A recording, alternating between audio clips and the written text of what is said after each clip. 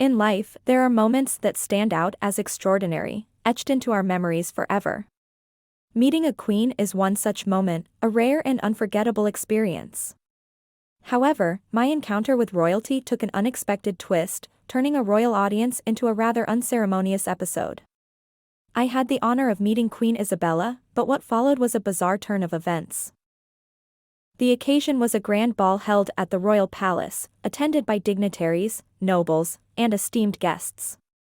I had been fortunate enough to secure an invitation to this illustrious event, and the excitement and anticipation were palpable as I donned my finest attire.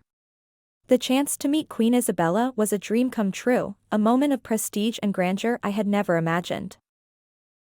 Upon my arrival at the palace, I was ushered into a magnificent hall adorned with opulent chandeliers and exquisite tapestries. The guests gathered in anticipation, awaiting the grand entrance of Her Majesty. The atmosphere was charged with a mixture of reverence and jubilation.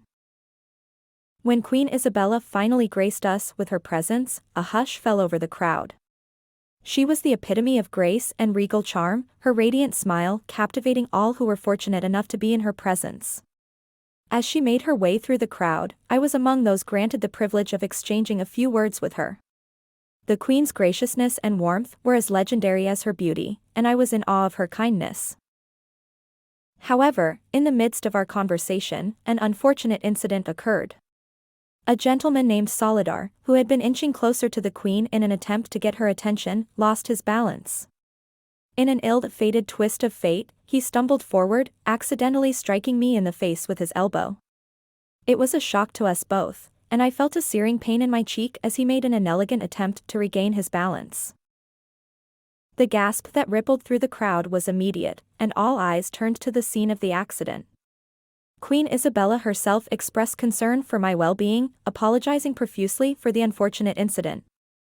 Her kind words were a balm to my bruised cheek, and I assured her that I was fine, though my pride may have suffered a bruise or two.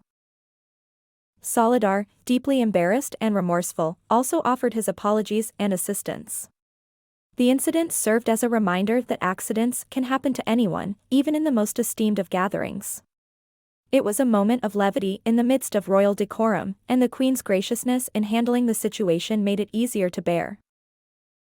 As the evening continued, the initial shock and embarrassment turned into an amusing anecdote that we would all remember for years to come.